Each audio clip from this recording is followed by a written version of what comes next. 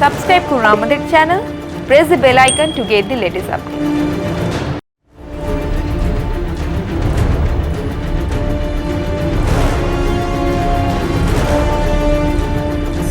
আজ আমার অতিথি তরুণ সিপিআইএম নেতা শতরূপ ঘোষ। শতরূপ, আমরা অনেক দিন ধরেই বলছিলাম, বিশেষ করে 2019-এর লোকসভা নির্বাচনের ফল প্রকাশের পর থেকে যে বামেদের যে রক্তক্ষরণ শুরু হয়েছে, সেই রক্তক্ষরণ থামবে না। কিন্তু এক চিলতে সিলভার লাইন দেখলাম কলকাতা পুরসভার নির্বাচনের ফলাফল প্রকাশের পর তোমাদের প্রাপ্ত ভোট বিজেপির থেকে কয়েক শতাংশ বেশি। তাহলে কি ঘুরে দাঁড়ানোর প্রক্রিয়া শুরু হলো, নাকি এটা একটা বিচ্ছিন্ন ঘটনা বলেই মনে করা যায়? না, একটা কথা বলবো অর্কদা, যদি আমরা যদি মানে কি বলবো, ফিগারগুলোকে দেখি তাহলে দেখবে 2006-এর পর থেকে যত ভোট হচ্ছিল আমাদের প্রতিটা ভোটেই আগের থেকে ভোট কমছিল। পঞ্চায়েতে কমলো, তারপরে 2009 লোকসভায় আরও কমলো, 11-এ আরও কমলো, অ্যান্ড সো অন, মানে তারপরে 13-এ 14-এ কমতেই থাকলো পরপর। সিলভার লাইনিং যদি বলা হয় তাহলে কিন্তু প্রথম সিলভার লাইনিং আমরা দেখলাম 2021-এর বিধানসভায়। আমরা যেহেতু আসনের হিসেবে আমরা শূন্য পেয়েছিলাম, সেহেতু ওইটাকে নিয়েই আলোচনা হয়েছে, অন্য দিকটাকে নিয়ে আলোচনা হয়নি। কিন্তু 2006-এর পর থেকে এই প্রথম কোনো ভোটে আমাদের ভোট আগের বারের থেকে বাড়লো। 2019-এর লোকসভা অবধি আমরা যে ভোট পেয়েছিলাম, দেখা গেল যে 2021-এর বিধানসভায় তার থেকে আমাদের ভোট সামান্য হলেও বেড়েছে পার্সেন্টেজ ওয়াইজ। এখন কিন্তু তারপরে তো যা হলো হলো, কিন্তু রেজাল্ট আমাদের এরকম হলো। তারপরে যেটা হলো, আমি বলবো যে বাই ইলেকশন যেগুলো হলো, বিশেষ করে শান্তিপুরে দেখা গেল যে 4-4.5 মাসের মধ্যে আমাদের প্রায় 6 গুণ ভোট বেড়েছে বিধানসভার তুলনায়, যেটা কিনা হিউজ, ফেনোমেনাল। মানে 4-4.5 মাসের মধ্যে এই বাড়াটা তো বুঝতেই পারছি একটিখানি কথা নয়। তারপরে তো কলকাতা কর্পোরেশনে এটা হলো। তো আমার মনে হয় যে দেখো, এটা হওয়ারই ছিল, আজ না হোক কাল এটা হওয়ারই ছিল এবং হতে শুরু করেছে, এটাতে আমরা খুশি। শান্তিপুরের উপনির্বাচনে প্রার্থীর একটা নিজস্ব পরিচিতি নিশ্চিতভাবে ছিল, নিশ্চিতভাবে। তার একটা ডিভিডেন্ড বোধহয় তোমরা পেয়েছো। কিন্তু সেই প্রার্থীর ভালো হওয়ার ডিভিডেন্ডও যে তার আগে সবসময় আমরা পাচ্ছিলাম তা তো নয়। তুমি বলো, ধরো সিঙ্গুরে রবীন্দ্রনাথ ভট্টাচার্য, বেচারাম মান্না এবং সৃজন, মানে আমি মানে রাজনৈতিকভাবে বায়াস হয়ে কেউ কিছু বলতেই পারেন, কিন্তু কেউ যদি খুব ডিসপ্যাশনেটলি ভাবেন তাহলে কি সত্যি সৃজন প্রার্থী হিসেবে সবচেয়ে ভালো ছিল না বাকি তিনজনের মধ্যে? একজন ওই পাড়ার একজন তৃণমূল সমর্থক বাবা মাও কি চান তার ছেলে মেয়ে বড় হয়ে বেচারাম মান্নার মতো মানুষ হোক, নাকি সৃজনের মতো মানুষ তৈরি হোক? তিনি কি চাইবেন? সুতরাং প্রার্থী ভালো হওয়ার ডিভিডেন্ড হচ্ছে তার আগে। আমি একটা উদাহরণ দিলাম, এরকম উদাহরণ তো আমরা দীপশিতার ক্ষেত্রেও সত্যি, ঐশীর ক্ষেত্রেও সত্যি, সবার ক্ষেত্রেই সত্যি। তো তোমার ক্ষেত্রেও তো যাই হোক, আমি সেটাকে বাদ দিয়ে বলছি, কিন্তু কথাটা হচ্ছে যে সুতরাং প্রার্থী ভালো হওয়ার ডিভিডেন্ড যে সবসময় আমরা পাচ্ছিলাম তাও তো নয় তার আগে। রেড ভলেন্টিয়ার্সদের ভূমিকা করোনার সময় অবশ্যই প্রশংসনীয় এবং ইতিবাচক। আমি কলকাতার বহু মানুষের সঙ্গে কথা বলেছি, তারা বলছে না না, ছেলেমেয়েগুলো করোনার সময় যেভাবে পাশে দাঁড়িয়েছে এটা নিশ্চয়ই মানে দৃষ্টান্তমূলক। কিন্তু ভোটটা আমরা ওদেরকে দেবো না, ভোটটা আলাদা ব্যাপার। তৃণমূলকে ওরা হারাতে পারবে না, সেখানে আমরা বিজেপিকেই দেবো। হ্যাঁ, মানে তৃণমূল বিরোধী ভোটারের কথা বলছি। তা সত্ত্বেও তো একটা বড় অংশ আমাদেরকেই দিয়েছেন, যারা কিনা তার আগে বিজেপিকে দিতেন। এটা তো ঘটনা। কলকাতায় তো আমরা বিজেপির থেকে বেশি ভোট পেয়েছি। কলকাতায় বিজেপির সংগঠন অবশ্য কিছুই নেই, তাও ওরা বোধহয় বিধানসভা সংগঠন ছাড়াই তো 2019-এ 18%, 18টা এমপি জিতেছিলেন। বিজেপি তো খুব বেশি এখানে সংগঠনের জুড়ে বেড়েছে এমন নয়, এটা তো ঘটনা। বিজেপি তো এখানে একটা মানে তাদের একটা রাজনীতি, নির্দিষ্ট রাজনীতির জুড়ে বেড়েছে। হ্যাঁ, এখানে মানে সেটা একটা সাম্প্রদায়িক পোলারাইজেশন থেকে শুরু করে ফেসবুককে, ইউটিউবকে ব্যবহার করে, হোয়াটসঅ্যাপকে ব্যবহার করে বিভিন্ন রকমের হচ্ছে ফেক মেসেজ, ফেক ভিডিওর মাধ্যমে এক রকমের জনমত তৈরি করা, ডেফিনেটলি এরকম একটা বার্তা দেওয়া যে আসলে একটা কথা কি জানো তর্কদা, মানে তৃণমূল একটা জিনিস যেটা করেছে, আমি তোমায় মানে যদি তোমায় জিজ্ঞেস করো আমি বলবো, তৃণমূল না বাংলা রাজনীতিকে একটা ছ্যাঁচড়ামির পর্যায়ে নিয়ে গেছে। মানে একটা মানে কোনো নীতির আদর্শের নয়, একটা ছ্যাঁচড়ামির প্রতিযোগিতা। আমি কেন কথাটা বলছি, তোর এই যে তুমি বললে যে বিজেপি পারবে তৃণমূলকে হারাতে, রেড ভলেন্টিয়ারটা পারবে না, তার কারণটা কি? বিজেপির প্রার্থীরা কি বেটার হিউম্যান বিং দেন রেড ভলেন্টিয়ার্স? তা তো নয়।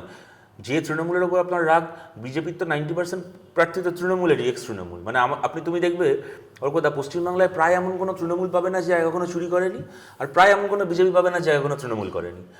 সুতরাং এমন তো নয় যে কোনো নীতির প্রতিযোগিতায় বিজেপি বেটার বামপন্থীদের থেকে, তো বিজেপি হারাতে পারবে তৃণমূলকে। ইভিনেবিলিটি কোত্থেকে আসছে? তৃণমূল এত বদ যেটা লোকের মনে হয়েছে যে সিপিএম ভদ্রলোক, এরা ভালো লোক, সৎ হতে পারে, সব কিছু হতে পারে, কিন্তু এরা ওই ছেঁচড়ামিতে তৃণমূলকে কাউন্টার করতে পারবে না। মানে তোর হাতে পুলিশ আছে তো দেখ, বিজেপির হাতে মিলিটারি আছে, সিআরপি আছে। তোর হাতে সুদীপ্ত সেন আর গৌতম কুণ্ডুর টাকা আছে তো দেখ, ওর কাছে আদানি আম্বানির টাকা আছে। তোর কাছে অনুব্রত আরাবুলের মতো মস্তান রয়েছে তো দেখ, এর কাছে অমিত শাহর মতো মস্তান রয়েছে। তাই পারবে তৃণমূলকে বুঝে নিতে। কিন্তু এই রাজনীতি তো মানুষের কোনো ভালো করেনি, এবং ভালো করেনি এটা বুঝতে পেরেই একটা সময় মানুষ এই রাজনীতি থেকে মুখ ফেরাতে শুরু করেছেন। এটা আমাদের কাছে নিশ্চিতভাবে খুবই আনন্দের, খুবই ইতিবাচক। তোমাদের মতো ইয়াং ছেলেদের আগে থেকে যদি নামাতো পার্টি, আমার মনে হয় যে এই পরিস্থিতির মুখোমুখি হতে হতো না। এখন অনেকে দেখো, আমি দেখি যে বামপন্থীদের এমনি ঘরোয়া মিটিং, মিছিল বা ছোটোখাটো পথসভায় ইয়াং ছেলে মেয়ে আছে, কিন্তু অধিকাংশই পক্ষকে, সেই পক্ষকেশদের কোনো রকম কটাক্ষ করছে না। কিন্তু যেখানে আমরা ডেমোগ্রাফিক ডিভিডেন্টের কথা বলছি, সেখানে পক্ষকেশদের আধিক্য এটা অন্যরকম। দেখো, আমাকে প্রার্থী করেছে পার্টি প্রথম 25 বছর বয়সে বিধানসভায়, আর কত আগে না হবে বলো? হ্যাঁ, আর এখন আমাদের দেখো চিরকালই, সে আমাদের শ্রমিক লাইটি থেকে শুরু করে, মানব মুখার্জি থেকে শুরু করে, গৌতম দেব থেকে শুরু করে, আমাদের সাইফুদ্দিন চৌধুরী আমাদের পার্টির নেতা ছিলেন থেকে শুরু করে, আমি একের পর এক নাম বলতে হবে, বংশগোপাল চৌধুরী, অত্যন্ত অল্প বয়সে তারা পার্টির দায়িত্ব, সরকারের দায়, বুদ্ধদা যখন প্রথম মন্ত্রী, যে সুভাষ দাস, শ্যামল দাস, সবাই ওই সময়, বিমান দা, অনিল দা পার্টির দায়িত্বে যখন এসছেন, তো দীনেশ মজুমদার, মানে এটা হয়েছে চিরকাল। তবে একটা ব্যাপার কি, এটা তোমায় বলবো যে দেখো, আমাদের দলে তো ওরকমভাবে নেতা প্যারাশুটেড হয় না। ইন দ্য সেন্স, আমি তোমায় বলছি যে কারোর ছেলে কি, কারোর মেয়ে কি, কারোর ভাইপো হওয়ার সুবাদে তো কেউ আমাদের দলে নেতা হয় না। এখন স্বাভাবিকভাবে তুমি যদি কারোর ভাইপো হওয়ার এলিজিবিলিটিতে নেতা করো, তো কী হয়, ওপর থেকে একজন নেতাকে একটা নির্দিষ্ট বয়সে তাকে চাকরি দেওয়ার মতো করে নেতৃত্বের আসনে বসিয়ে দেওয়া যায়। আর যদি একজন নেতাকে নিচ থেকে ডেভেলপ করতে হয়, তো মানুষের সাথে, তার লড়াই আন্দোলনের সাথে সম্পৃক্ত হয়ে তাকে উঠে আসতে হয়। স্বাভাবিক কারণেই সেই উঠে আসার মধ্যে একটা সময় লাগে, একটা নির্দিষ্ট সময় লাগে, এটা তো ঘটনা। কিন্তু তোমাদের কেরালার মুখ্যমন্ত্রী জামাই, সেও কিন্তু মন্ত্রী। না, মুখ্যমন্ত্রী জামাই তো কেরালার মুখ্যমন্ত্রী জামাই হওয়াটা তো তার পরিচয় নয়। প্রথম রিয়াজ মন্ত্রী, না, এইবার খালি কেন ওর কথা কেন বলছে? এবার তো যতজন মন্ত্রী আছে প্রায় বেশিরভাগই প্রথম বিধায়ক হয়ে মন্ত্রী, এবং আগের বারের ক্যাবিনেটের কেউই এবার রিপিট করেননি, যেটা কিনা ভারতের রাজনীতিতে একটা বেঞ্চমার্ক। গোটা ক্যাবিনেট দেখো, কেরালার আগের বারের মন্ত্রিসভা যে খুব ব্যর্থ মন্ত্রিসভা ছিল তা তো নয়, অত্যন্ত সফল মন্ত্রিসভা ছিল বলেই এত বছরের একটা রেকর্ডকে ভেঙে পরপর দুবার ওখানে এলডিএফ জিতলো, মানুষ জেতালেন, যা কিনা কেরালার মানুষ সাম্প্রতিক ইতিহাসে কোনোদিন করেননি। অর্থাৎ তারা কিন্তু সফল, কিন্তু তারপরেও ওখানে এলডিএফ এত বড় একটা সিদ্ধান্ত নিতে পেরেছিল, একজন মন্ত্রীকেও রিপিট না করে নতুনদেরকে ভরসা করেছিল। এবং রিয়াজের কথা যেটা বললে, রিয়াজ তো পিনারাই বিজয়নের জামাই হওয়ার সুবাদে মন্ত্রী নয়, Riaz DYFI all India president তার আগে। ও তো একটা কেরালার রাজনীতির একটা অত্যন্ত পপুলার ফেস, ও তো জামাই তো পরেই সেদিন হলো। AT Infotech is authorized training partner of MuleSoft, eligible for BTech all stream students. No course fee, 50% discount on global certification fees. Contact AT Infotech Ventures, Martin Bud Business Park, Level 11, Room 1104, Plot number BP3, Salt Lake City, Sector 5, Kolkata 70091. The fastest growing digitally enabled university in a conveniently located and vibrant campus. Join Sister Nivedita University, Kolkata for higher education and research. এখন কিন্তু কেরালাতে আবার নতুন করে সিঙ্গুর, নন্দীগ্রামের মতো আন্দোলনের সম্ভাবনা কিন্তু খুব উত্তাল হচ্ছে সিলভার লাইন প্রকল্পটাকে নিয়ে। তুমি উত্তর থেকে দক্ষিণ 550 কিলোমিটার সুপার স্পিড করিডোর নামতে চাইছেন, কিন্তু সেখানে বামেরাও কিন্তু বিরোধিতা করছে, সিপিএম করছে, সিপিআই করছে, কংগ্রেস, সবাই করছে, এবং বিজয়ন জেদ ধরে আছেন। আবার একটা নন্দীগ্রামের আশঙ্কা কিন্তু হচ্ছে। আবার একটা নন্দীগ্রাম কেরালায় হবে না, তার আগে দেউচায় হবে। দেখো, কেরালায় এখানে মানুষ আমাদেরকে ভোট দিয়েছেন, সরকারে আছেন নিশ্চিতভাবে, এবং আমাদেরও নিশ্চিতভাবে সিঙ্গুর নন্দীগ্রামের অভিজ্ঞতা রয়েছে। কেরালা সরকার মানুষের পক্ষের সরকার, তারা অতীতের অভিজ্ঞতা এবং আজকের বাস্তবতা সব কিছুকে মাথায় রেখেই সিদ্ধান্ত নেবেন, এবং তারা সক্ষম এই সিদ্ধান্তকে। এর আগেও অনেক চ্যালেঞ্জ ওখানে এসেছে, সাম্প্রতিককালেও সাবরিমালা থেকে শুরু করে একের পর এক ইস্যুতে অনেক তাদের পথকে কণ্টকাকীর্ণ করা হয়েছিল। তারপরেও তো আমরা সেখানে মানুষের পক্ষে থাকতে পেরেছি, আমরা নিশ্চিতভাবে এখানেও পারবো। সিঙ্গুর বদলা বা নন্দীগ্রামের বদলাকে তোমরা দেউচা পাচামিতে নেবে? ওখানে গিয়ে নাকি সিপিএম এর বিকাশদাও গেছিলেন মাঝে। দেখো, আমাদের যদি আমাদের যদি বদলা নেওয়ার মানসিকতাই থাকতো তাহলে তো আমরা 10 বছর ধরে অনেক জায়গাতে অনেক বদলা নেওয়ার চেষ্টা করতে পারতাম, কিন্তু আমরা তো সেই রাজনীতি কখনো করিনি। ইনফ্যাক্ট অনেকে বলে এটা নাকি আমাদের দুর্বলতা যে আমরা মানে ওই রাজনীতি করিনি, কিন্তু আমরা তো ওই মানসিকতায় চলি না। কিন্তু আপনি যদি মানে আমি সরকারের কথা বলছি, মমতা বন্দ্যোপাধ্যায় যদি কনফিডেন্ট হন যে দেউচা নিয়ে ওনার সরকার ঠিক কাজ করছেন, তাহলে করুক ওখানে প্রজেক্ট। ওখানকার মানুষ চাইছে না কেন প্রজেক্ট? ওখানকার আদিবাসী মানুষ ওপেন কাস্ট মাইনিং চাইছে না কেন? কত অংশ চাইছে না, কিন্তু ওখানে যদি একটা বড় বিনিয়োগ আসে, ধরো সাপোজ যদি আদানি আসে, একটা শিল্প মানচিত্রে আমরা কিন্তু ভালো জায়গায় চলে যাব। প্রথম কথা হচ্ছে ওপেন কাস্ট মাইনিং তো খালি একটা দেউচার প্রশ্ন না, গোটা পৃথিবীতেই ওপেন কাস্ট মাইনিং এর কি বিপদ, এবং তার ফলে পরিবেশের ভারসাম্যের, মানুষের জীবনের, স্বাস্থ্যের কি হয়। কোনো সভ্য দেশে তো আজকের দিনে ওপেন কাস্ট মাইনিং এর কথা কেউ মুখে আনে না। কি করে আমরা ভারতেই এটা একমাত্র সম্ভব, পশ্চিমবাংলায় সম্ভব। গোটা পৃথিবীর সভ্য দেশ যেটাকে রিজেক্ট করেছে, গোটা পৃথিবীতে ডাক্তারবাবু থেকে শুরু করে পরিবেশবিদরা যেটাকে একটা মানে অভিশাপ হিসেবে প্রমাণ করেছেন, আজকে নতুন করে সেটাকে নিয়ে কথা হচ্ছে। এবং সত্যি তুমি এটা মনে করো যে এটা বিনিয়োগের স্বার্থে করা হচ্ছে? একজন টালিগঞ্জের একজন ফিল্ম স্টার পরমব্রত চ্যাটার্জি, সে আমার অত্যন্ত প্রিয় অভিনেতা, আমার I don't have anything personal against him, তো তাকে হঠাৎ করে টাকা পয়সা দিয়ে একটা সরকারি কমিটি বানিয়ে তার চেয়ারম্যান বানিয়ে দেওয়া হয়েছে। মাস গেলে সরকারের ফান্ড থেকে লাখ লাখ টাকা খরচা হচ্ছে একটা কমিটি তৈরি করার জন্য। কোথায় একজন মানে কি বলবো, তৃণমূলের হয়ে ভোটের আগে নো ভোট টু বিজেপি বলে প্রচার করেছিলেন প্রিয়া চক্রবর্তী, তাকে করে দিলেন হ্যাঁ সেই খনি হবে কি হবে না সেই কমিটির মেম্বার থেকে শুরু করে একের পর এক সরকারি কাজগুলো করছে যেখানে বিনিয়োগের স্বার্থে। পশ্চিমবাংলাতে জমি এত পড়ে আছে গত 10 বছর ধরে, 11 বছর ধরে এত ফাঁকা জমি পড়ে আছে। উনি বলেছেন যে ক্ষমতা আসে 9 মাসের মধ্যে শিল্প করে দেখাবো। যেখানে কারখানা সিঙ্গুরে আজকে 2008-এ উদ্বোধন হওয়ার কথা, 2020 সালে সেখানে গিয়ে সর্ষে বীজ ছাড়াচ্ছেন। এই হচ্ছে পশ্চিমবাংলা শিল্পায়নের চেহারা করেছেন। দেউসাতে উনি এটা করছেন মানুষের। তোমরা কি মানে সর্বতভাবে চেষ্টা করবে ওখানে প্রকল্পটা রুখে দেওয়ার? আমাদের আমাদের বলুন, ওখানকার মানুষ যদি না চান তা হবে না ওখানে প্রকল্প, এবং ওখানে মানুষের না চাওয়াটা আনজাস্টিফাইড নয়। ওখানে ট্রাইবাল ল্যান্ড, সারা ভারতের নিয়ম রয়েছে আদিবাসীদের তার জমির অধিকারকে সংরক্ষিত করার জন্য, যে আদিবাসীদের জমি হচ্ছে অনাদিবাসীর ক্ষেত্রে তাদের হাতে দেওয়া যাবে না, কীরকমভাবে অধিগ্রহণ করা যাবে না ইত্যাদি। ওখানে আদিবাসীদের জমি নিয়ে নেওয়া হবে, সরকার ঘোষণা করছে, এটা কমিটি বানিয়েছে তাদেরকে কম্পেনসেশন বোঝানোর জন্য। তাহলে তো আমি অবাক হচ্ছি না যারা মমতা বন্দ্যোপাধ্যায়কে বামপন্থা স্বরূপ হিসেবে প্রজেক্ট করার চেষ্টা করেন, তাদেরই বরং এদেরকে দেখে শেখা উচিত যে আদিবাসীদের অরণ্যের অধিকার একটা এত পবিত্র লড়াইয়ের পরে যে অধিকার ভারতে পেয়েছে, মানে ভারতের আদিবাসী মানুষ তারা এত আত্মত্যাগের পরে যে অধিকার অর্জন করে নিয়েছেন, বামপন্থীরা প্রগ্রেসিভ মানুষ চিরকাল সেই অধিকারের পাশে থেকেছেন, সেই আদিবাসীদের জমির অধিকার করে নিচ্ছে একটা সরকার। এবং আমি আবার করে বলছি অর্কদা, এটা শুধুমাত্র একটা প্রজেক্টের প্রশ্ন কি জমির প্রশ্ন না, প্রশ্নটা হচ্ছে যে ওপেন কাস্ট মাইনিং পৃথিবীতে রিজেক্টেড। ওপেন কাস্ট মাইনিং কোনো সভ্য দেশে সরকার তার নাগরিকদের জন্য কল্পনা করতে পারে না। এখানে এই রাজ্যের সরকার এখানকার নাগরিকদেরকে ওপেন কাস্ট মাইনিংয়ের মতো একটা ভয়ঙ্কর একটা মানে যার একটা মানে ইকোলজিক্যাল হ্যাজার্ড, তার ফিজিক্যাল মেডিকেল হ্যাজার্ড আছে, তার সামনে ফেলে দিচ্ছে। এটা কি করে একটা সভ্য সরকার? মানবাধিকার ভায়োলেশন। অল পার্টি কমিটি এরকম কিছু চাইছো যাতে সবাই থাকবেন, পরিবেশবিদ, হ্যাঁ 100 বার তাই তো হওয়া উচিত, একটা ঐক্যমত্যের ভিত্তিতে। হ্যাঁ 100 বার তাই তো হওয়া উচিত। এবং ওখানে মাইনিং, ওপেন কাস্ট মাইনিং না করে তার বিকল্প কি পথ হতে পারে? সত্যি যদি ওখানে রিসোর্স থেকে থাকে সেটা কিভাবে ব্যবহার করা হতে পারে?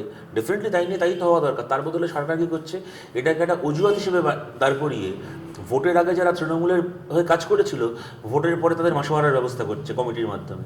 এবং মমতা ব্যানার্জির এই রাজনীতি তো পুরনো রাজনীতি, আমরা আগেও দেখেছি। 2009 এবং পাইয়ে দিচ্ছেন মানে কাকে? কৃষককে, শ্রমিককে তো পাইয়ে দিচ্ছেন না, খেটে খাওয়া মানুষ মধ্যবিত্তকে তো পাইয়ে দিচ্ছেন না। পাইয়ে যদি দিতে হয় গ্রামের যে ক্ষেত মজুর আপনাকে ভোট দিল, আপনি তাকে পাইয়ে দিন তার ন্যূনতম মজুরি। যে কৃষক আপনাকে ভোট দিল তাকে ফসলের সহায়ক দাম দিন, এর মাধ্যমে পাইয়ে দিন। শহরের যে গরিব মানুষ আপনাকে ভোট দিল তাকে আপনি মিনিমাম ওয়েজ দিন, পাইয়ে এইভাবে দিন। তা না করে যে বুদ্ধিজীবী ভোটের আগে আপনার পতাকা নিয়ে হাঁটলো, কি পতাকা ছাড়া আপনার ছবি নিয়ে হাঁটলো, আপনি ভোটের পরে তাকে কমিটির চেয়ারম্যান বানিয়ে তাকে পাইয়ে দিচ্ছেন। এটা কী ধরনের রাজনীতি? মানে এই রাজনীতি তো মমতা ব্যানার্জির এই রাজনীতি আমরা আগেও দেখেছিলাম যখন রেলের মন্ত্রী হয়েছিলেন।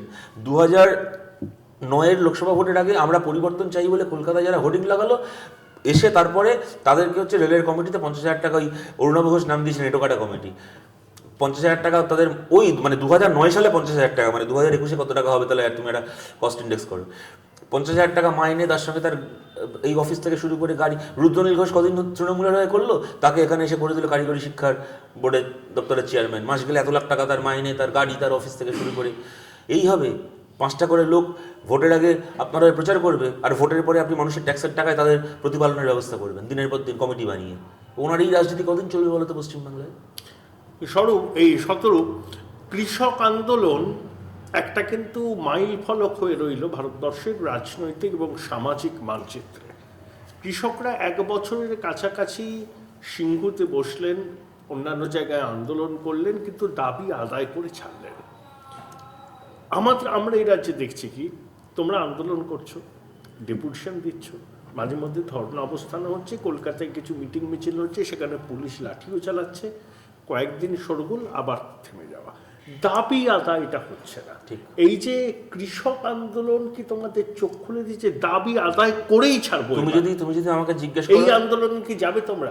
J.N. Rai Hospital, #1 pocket-friendly multi-speciality hospital for common people. Quality and expert healthcare. J.N. Rai Hospital, পয়সা ও প্রাণ দুটোই বাঁচায়। কোন ফিতে জীবনের দৈর্ঘ্য মাপবেন? যদি না ভালো থাকার জাদুকাঠি আপনার মুঠোয় থাকে? শুধু দাম দিয়ে নয়, এমন অনেক কিছু আছে যার বিচার করতে হয় গুণ দিয়ে। Nature pure -17 cholesterol free rice bran oil. এতে রয়েছে এমন উপাদান যা আপনার হার্টকে রাখে সুস্থ। জীবনকে অনুভব করুন হৃদয় দিয়ে। আপনার হৃদয় সত্যিকারের বন্ধু। যদি আমাকে জিজ্ঞেস করো, আমি বলবো যে এটা আমাদের সত্যিকারের সমালোচনা জায়গা, আত্মসমালোচনার জায়গা। আমি অন্তত পার্সোনালি এটা মনে করি ঠিক সত্যি। এবং দেখো, এটা আজকে কৃষক আন্দোলনকে দেখে শেখার প্রশ্ন না। মানে আমরা যদি সেই সময়কার খাদ্য আন্দোলনকেও দেখি, মানে আমরা একটা খাদ্য আন্দোলনের শহীদ দিবস পালন করি যেদিন অগস্ট মাসের 31 তারিখ, মানে কিন্তু প্রশ্নটা তো খালি একটা দিনের নয়। যদি সেই বছরটাকে দেখা হয়, সারা বছর অসংখ্য মিটিং, ধর্মঘট, অবস্থান, নেতাদের গ্রেপ্তারি থেকে শুরু করে সব কিছুর পরে একদিন সেই মিছিলে লাঠি চালায় পুলিশ এবং অতজন মানুষ মারা যান। একটা খাদ্য আন্দোলনের শহীদ দিবস এসেছিল, কিন্তু আন্দোলনের ধারাবাহিকতার মধ্যে দিয়ে কিন্তু সেটা এসেছিল। ওই একদিনের সকালে মিছিলে গিয়ে বিকেলে বাড়ি চলে আসার ওটা কর্মসূচি ছিল না, ওটা আন্দোলন ছিল। তাই ডেফিনেটলি আমাদের কোথায় কোনটা কর্মসূচি হয়ে থেকে যাচ্ছে আর কোনটা আন্দোলন হচ্ছে আমাদের একদম দাবি আদায় করেই রাস্তা থেকে। হ্যাঁ, 100 বার এটাই করা উচিত। এবং এটা কৃষক আন্দোলনকে থেকে শেখার ব্যাপার না, মানে শেখার তো দরকার আছে 100 বার, কিন্তু আমি এইটা বলছি যে আমরা চিরকাল বামপন্থী আন্দোলন এটা করেছি, এটাই ছিল।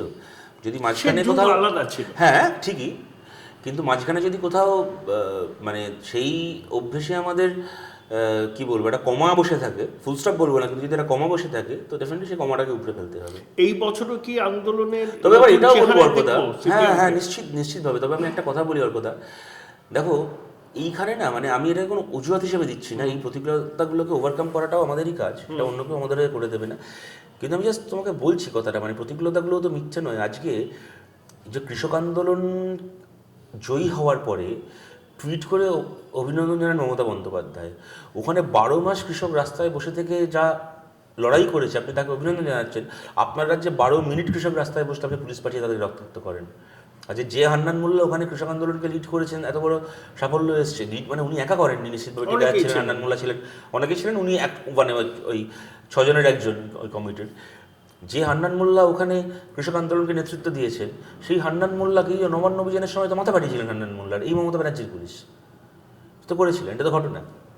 সুতরাং এখানে আমাদের রাজ্যে যারা 12 মিনিট রাস্তা অবরোধ করতে দেন না, বন ধর্মঘটের উপর নিষেধাজ্ঞা জারি করেছেন, তারা 12 মাস রাস্তা অবরোধের লড়াইকে নিজেদের লড়াই, নিজেদের সাফল্য বলছেন, এটাও তো ঘটনা, এটাও তো আমরা। তাহলে নিউ ইয়ারের রেজলিউশন কি দাবি আদায় করে এই রাস্তা থেকে উঠে? হ্যাঁ, 100 বার নিউ ইয়ার রেজলিউশন বলে না, এটাই তো আমাদের নতুন বছরের না, নতুন দিনের রেজলিউশন, এটাই তো আমাদের হওয়া উচিত এবং এটাই হবে, নিশ্চিতভাবে এটাই হবে।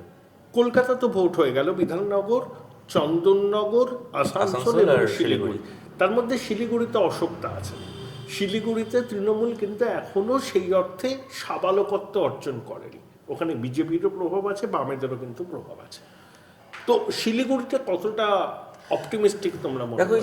বহুযুদ্ধের নায়ক অশোকদা আবার প্রার্থী হয়েছেন পার্সোনাল বিপর্যয় সত্ত্বেও। ঠিক, দেখো শিলিগুড়ির ক্ষেত্রে একটা কথা বলি, এই যে এত কথা হয় না যে শিলিগুড়ি মডেল মিডিয়াতে আলোচনা হয়, শিলিগুড়ি মডেল মানে ওখানে সব বিরোধীকে একত্রিত করে বুথ পাহারা দেওয়া হয়েছে, ভোট লুট করতে দেওয়া হয়নি, সব ঠিক।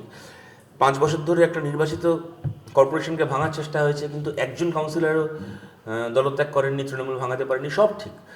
কিন্তু যদি শিলিগুড়ি মডেল নিয়ে আমাদের আলোচনা শুরু করতে হয়, প্রথম এই জায়গা থেকে বোধহয় শুরু করতে পারি আমরা। অর্থাৎ আজকের পশ্চিমবাংলায় শিলিগুড়িতে অশোক ভট্টাচার্য দেখিয়েছিলেন এই বাংলায় এমন মেয়রও সম্ভব যিনি ক্যামেরার সামনে ঘুষ খান না। সৎভাবেও পুরসভা পরিচালনা করা যায়, যেটা কিনা সবচেয়ে স্বাভাবিক ঘটনা হওয়ার কথা ছিল, কিন্তু যেটাই সবচেয়ে রেয়ার ঘটনা আজকের পশ্চিমবাংলায়, সেটাই দেখিয়েছে শিলিগুড়ি মডেল। দেখো, অশোক ভট্টাচার্যকে অতীতে কেউ ভোট দিয়ে থাকতে পারে, কেউ না দিয়ে থাকতে পারে, কিন্তু অশোক ভট্টাচার্যের ব্যক্তিগত সততার বিরুদ্ধে কোনো তৃণমূল নেতাও আজ অব্দি একটা শব্দ উচ্চারণ করতে পারেননি। অশোক ভট্টাচার্য রাজ্যের মন্ত্রী হতে পারেন সব কিছু, মানে বুদ্ধদেব ভট্টাচার্যের ক্যাবিনেটে অন্যতম গুরুত্বপূর্ণ মন্ত্রী ছিলেন, সব ছিলেন, কিন্তু শিলিগুড়িতে তুমিও গেছো আমিও গেছি, আমরা জানি শিলিগুড়ি মানে ব্যক্তিগত সম্পর্ক খুব ভালো। শিলিগুড়ির যে কোনো লোকের কাছে অশোক ভট্টাচার্য মানে আমাদের অশোক, আমাদের পাড়ার লোক। একবার এনজেপি স্টেশনের ট্রেন থেকে নামার পরে কিন্তু অশোক ভট্টাচার্য আর কোনো মন্ত্রী নন, মেয়র না, কিছু না, শিলিগুড়ির পাড়ার লোক, পাড়ার দাদা, পাড়ার একজনের কাকু, পাড়ার কারুর জেঠু, পাড়ার কারুর ভাই, পাড়ার কারুর সন্তান তুল্য।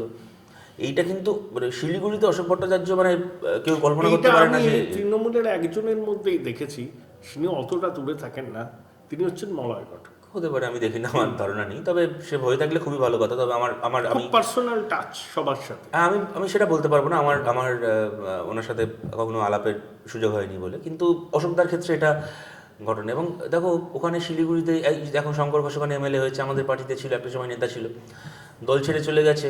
এখন আমাদের মনে হয়েছে বা আমাদের এটা মনে হওয়ার যথেষ্ট কারণ আছে যে বিধানসভায় প্রার্থী হতে পারেনি বলে চলে গেছে, যা কিনা অত্যন্ত লজ্জার। ওর জন্য লজ্জার কিনা জানি না, কিন্তু আমাদের জন্য অত্যন্ত লজ্জার যে এত বছর কেউ কমিউনিস্ট পার্টি করে তার এই কালচার হবে কেন। ও তো অশোকদার একদম খুবই স্নেহ ইয়ে ছিল, তবে সেটাই তো হওয়ার কথা। দেখো, মানে তুমি তোমার একজন অনুজ প্রতিমকে, তুমি তোমার একজন অনুজ প্রতিমকে স্নেহ করবে, এটাই স্বাভাবিক। সে যদি সেই স্নেহের মূল্য দিতে না পারে তাহলে তো হেরে সে গেল। কিন্তু যাই হোক, আমি সেই আলোচনার মধ্যে নাও গিয়ে শিলিগুড়িতে তোমরা কতটা আশাবাদী? আমরা শিলিগুড়ি অবশ্যই জেতার ব্যাপারে আশাবাদী। ওখানে পুরবোর্ড তৈরি করার ব্যাপারে আশাবাদী, খালি তাই নয়, সেই পুরবোর্ড সৎভাবে কাজ করবে। আমরা আবার অতীতেও প্রমাণ করেছি, আজকেও প্রমাণ করবো। তবে আমি শঙ্কর ঘোষের ক্ষেত্রে যে কথাটা এই কারণে বলছিলাম, দেখো, দল ছেড়ে চলে গেছে, ওর একটা ব্যাখ্যা আছে, আমাদের একটা ব্যাখ্যা আছে, সে আলাদা কথা। কিন্তু দল ছেড়ে যাওয়ার সময়ও কিন্তু কেউ এটা বলে যেতে পারেনি, শঙ্কর ঘোষ বা কেউ, অশোক ভট্টাচার্য চোর, সিপিএম চোর, দুর্নীতি করেছে তাই আমি ছেড়ে যাচ্ছি। রাজীব বন্দ্যোপাধ্যায়রা যখন তৃণমূল ছেড়ে যান তখন বলেন যে ভাইপোকে আমি টাকা দিতে পারছি না, তাই আমাকে দল ছাড়তে হচ্ছে। সব্যসাচীরা যখন দল ছাড়েন তখন বলেন যে আমি কালীঘাটে পয়সা পাঠাতে পারছি না, সিন্ডিকেটের টাকা, তাই দল ছাড়তে হচ্ছে তারা বলে আবার এটা ফিরেও বসেন কদিন পরে দলে। কিন্তু আমাদের যদি কেউ দল ছেড়ে চলেও গিয়ে থাকে, সে পাঁচটা রাজনৈতিক বিষয়ে তার কথা বলে থাকতে পারে, সেটা তার সমালোচনা ন্যায্য হতে পারে, অন্যায্য হতে পারে, that is a different topic, but that's a political criticism. কিন্তু আমাদের দল ছেড়ে যাওয়ার সময়ও কিন্তু এটা বলে যেতে পারেনি যে সিপিএম আমি চুরি দেখেছি, সিপিএম আমাকে চুরি শিখিয়েছে, এটা কিন্তু কেউ বলে যেতে পারেনি। এই পর্বের শেষ প্রশ্ন, কংগ্রেসের সঙ্গে সম্পর্কটা কি, আছে কিংবা নেই কিংবা আছে, একটা অদ্ভুত দার্শনিক সূক্ষ্মতায় ব্যাপারটা চলে গেছে। তো দেখো, আমি কি বলি বলো, এটা এখন বিধানসভা ভোটে তো আমরা একসঙ্গে লড়াই করেছি এবং আমরা জিততে পারিনি, এটা সত্যি, কিন্তু আবার একসঙ্গে লড়াই করেছি, এটাও সত্যি। তারপরে যদি ভবানীপুরের ইলেকশনের সময় দেখো, অর্কদা তুমি জানো, এটা আমরা কোনোদিনই মমতা বন্দ্যোপাধ্যায়কে সাম্প্রদায়িকতার অনুকূলে কোনো শক্তি বলে মনে করিনি। কেননা মানে আমাদের এটা নিয়ে যদি কখনো আলোচনা হয় তোমার সঙ্গে বিশদে, আমি আরও সময় পাবো বলার জন্য, আমি বলতে খুবই আগ্রহী যে আমরা এটা বিশ্বাস করি। এবং আমরা বলে না, এটা না, যারা আরএসএসকে কাছ থেকে চেনেন তারা এটা সবাই এটা জানেন যে আরএসএসের দর্শন হচ্ছে এমন একটা ভারত তৈরি করা যেখানে শাসকও থাকবে আরএসএসের হাতে, বিরোধীও থাকবে আরএসএসের দর্শনের অনুগামী। Politically they might be rivals, কিন্তু দর্শনগতভাবে আরএসএসের দর্শনের পক্ষে থাকবে। মমতা বন্দ্যোপাধ্যায় হচ্ছেন আরএসএসের দর্শনের পক্ষে থাকা একজন অ্যান্টি বিজেপি দলের নেত্রী এই মুহূর্তে। তা আমি বলছি এই মুহূর্তে অ্যান্টি বিজেপি দল, তারা বিজেপির অ্যালায়েন্স পার্টনার ছিল, সব ছিল অন্য কথা।